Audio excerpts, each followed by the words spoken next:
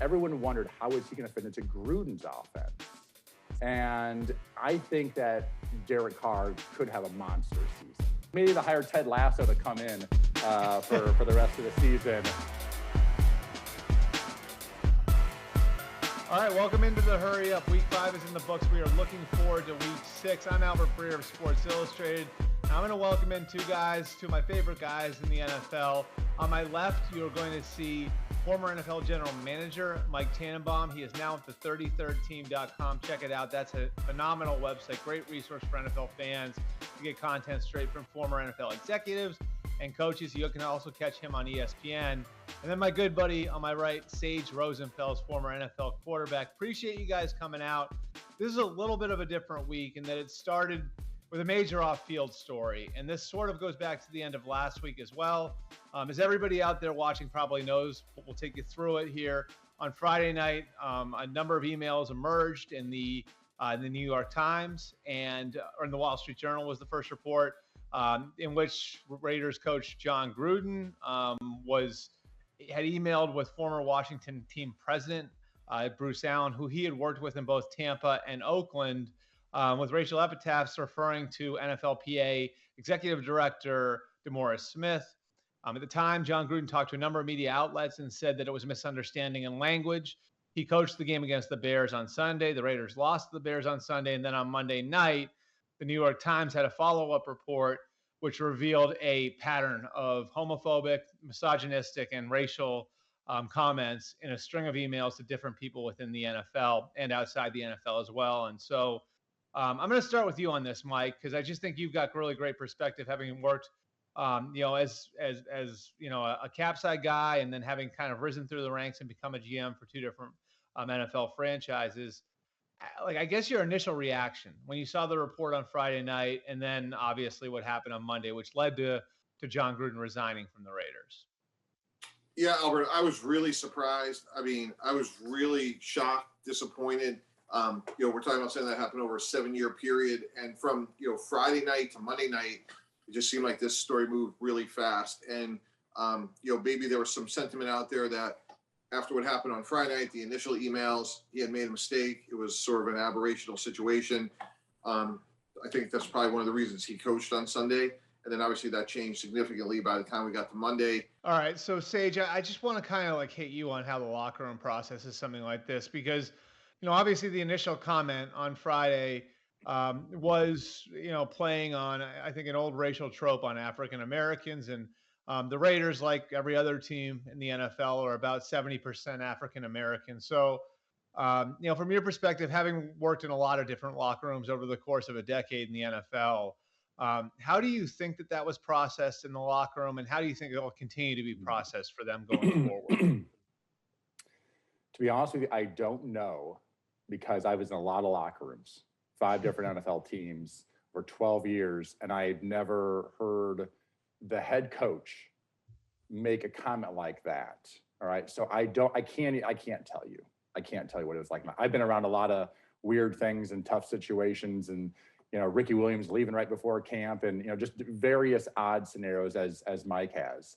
And I can't tell you what that must feel like, but, I do a Bears radio show every Tuesday, and the way the Raiders played in that game was the difference between a team that was focused and cared and wanted to win and were making those sacrifices, and a team that was out there waiting to get through the game. It was an ugly game. And so to me, that's how it was in that locker room. It was confusing. It was, I'm sure, constant talk behind the scenes, and it puts you on eggshells. And you don't know. And then you come out, and that is how you play. And the Bears didn't even play good in the game. And the Raiders, that to me is probably a better barometer of, what it was like in that locker room for those, couple of days leading up to that game. Wait, so Sage, you actually could see it then? Like, just watching the game, you could see, I don't know if it was like a malaise, or I think you used the word disinterest. Like, where did that show up? Like, how could you see that?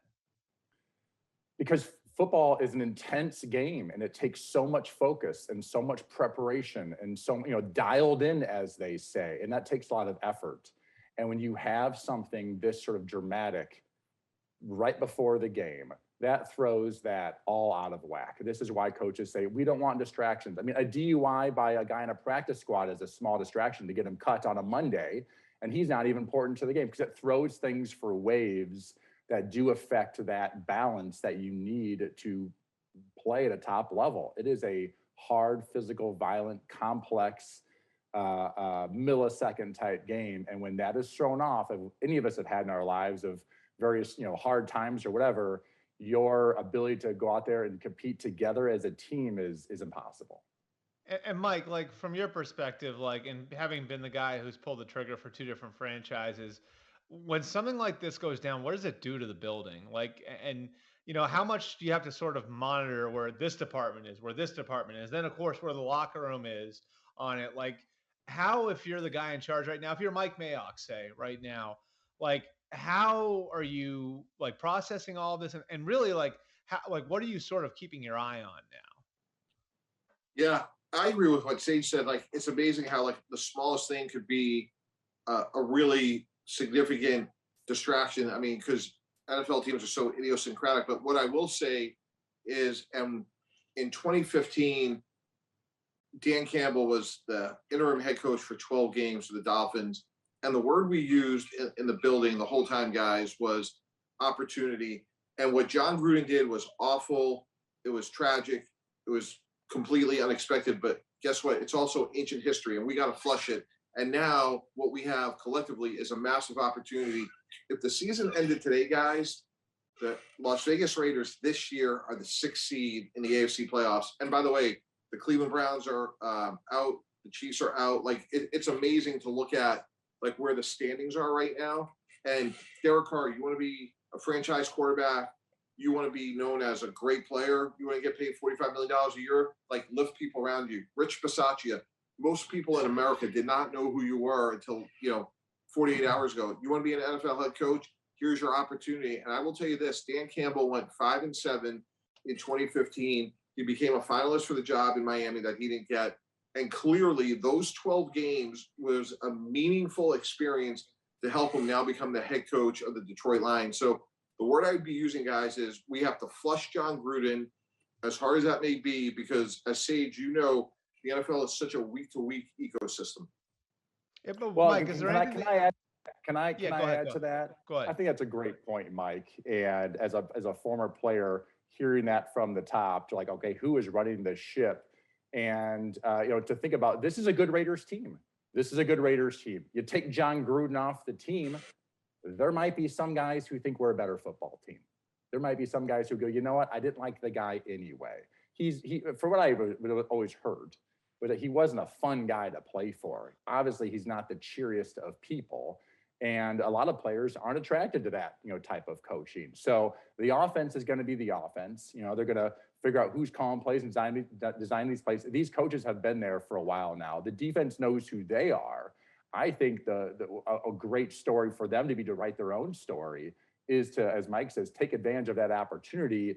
This might be the thing that brings them together to make a real run. I know it sounds weird, but like, at the end of the day, it's the Raiders football team, and it's Derek Carr. And what do we do with the time we have the rest of the season? They're still in a great position. They don't need Jon Gruden to go win football games. They don't need Jon Gruden to go to the playoffs. They don't even need Jon Gruden to win the Super Bowl. They know what it takes. Jon does not have some magical fairy dust play calling.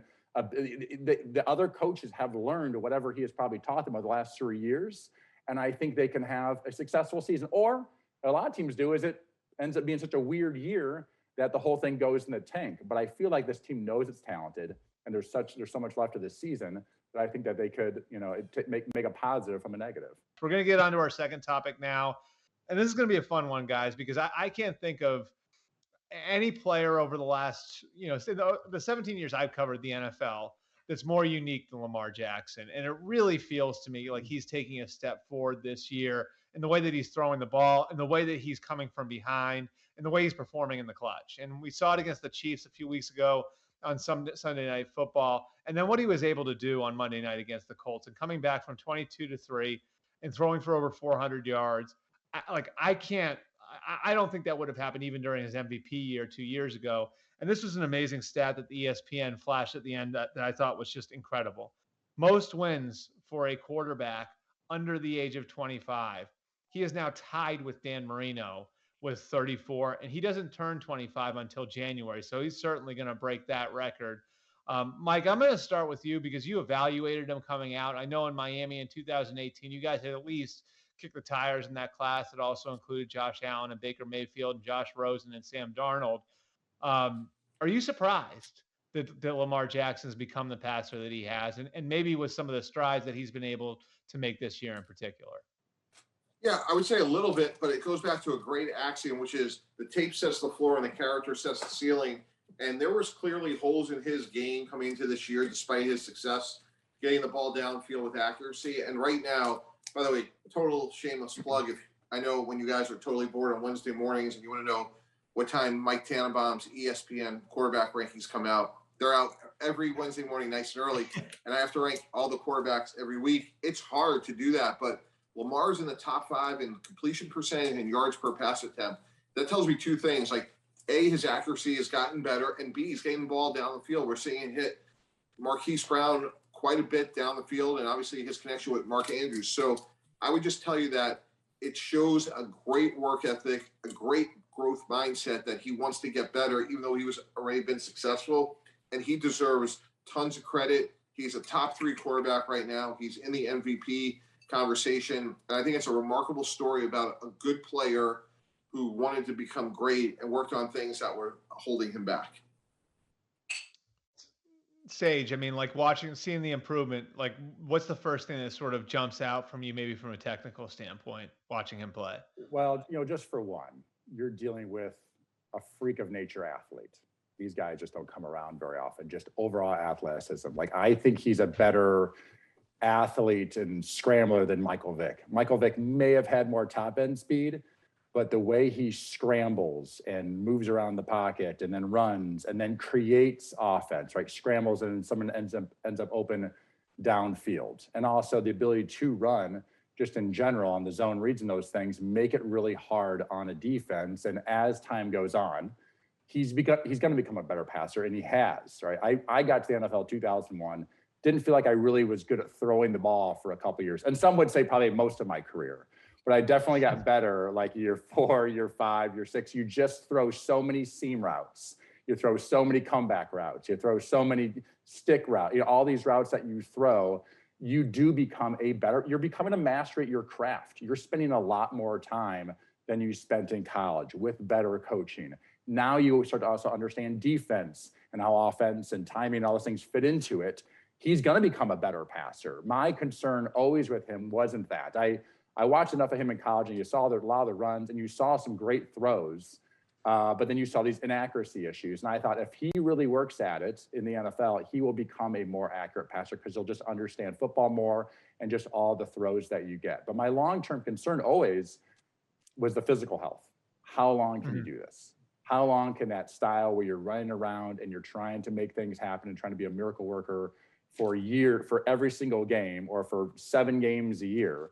And then how long does that before you've torn your ACL too many times or you hurt your shoulder on a run or something and you don't make it for a 15-year career? So that's how I look at Lamar is like right now, I love the way he's progressing and I love all the things that he is getting better at. And he's such a weapon. But my concern for him is like being a great, like Hall of Fame level player is the long-term aspect of keeping that up for a decade plus. I don't think anybody thought we'd be sitting here 5 weeks into the season with the only undefeated team in the entire league being the Arizona Cardinals. So, Sage, I'll start with you on this one. Are you buying or selling Cliff Kingsbury, Kyler Murray, and the Cardinals? I am. And that, by the way, that division is insane. I mean, that is like the no fun division, but I do love the Rams. And I think it's going to be those two teams in the same division as well. But I like their defense. You have a top 5 defense in the league. And if you go back like Cliff Kingsbury's history, Texas Tech, they're scoring like 65 points a game and winning 65-58 or losing 65-72. So his offensive mind and the way to be productive and scoring points and having a lot of yards is always there.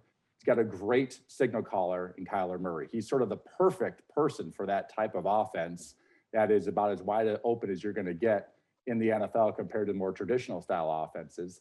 And Kingsbury's not coaching defense, so he has a good defensive coordinator and a really good defense. And I think, Watts come in there with that veteran type of leadership. Still, he has a very high, doesn't have any sacks maybe, but has a very high quarterbacks hits rate or something like that. And those are really, really important.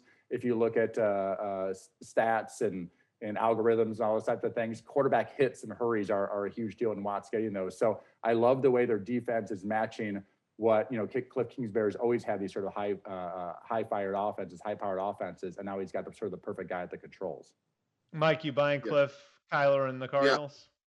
Yeah, I see it very much similar for the same reason, Sage. I like the versatility of the front seven and guys like Budda Baker, and you look at Isaiah Simmons, even Collins coming in first rounder, who's a bigger guy, and obviously you got Chandler Jones, J.J. Watt. I think that defense doesn't get enough credit. I work with both Cliff and Vance Joseph and have a lot of respect for both those guys. And I think it's their defense that probably doesn't get the sort of like credit it deserves. So I agree with Sage for the same reasons.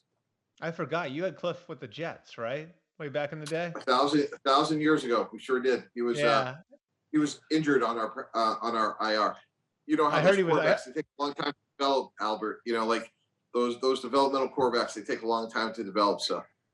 I heard he was a good guy back then. He was a pretty good time back then. He was really smart. We had a lot of guys come through that program that were really smart at quarterback, and the two that really stood out, I'm not just saying this, but he was one. The other one was Kevin O'Connell, and I remember how much like Rex would talk about, when you would have smart quarterbacks that were backups or on the practice squad.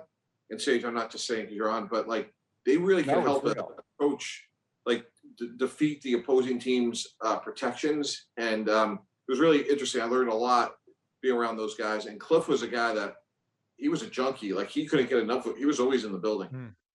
Yeah. There's an interesting story there that I'm not sure if you guys are aware of this, but the Patriots actually put Cliff Kingsbury on IR and made him their quality control coach on offense. I think it was 2004.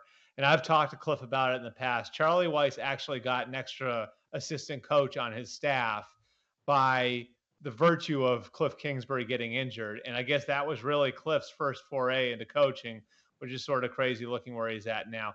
Personally, I think the Cardinals are for real. I think they're going to be in the playoffs looking at what they've done the first 5 weeks of the season.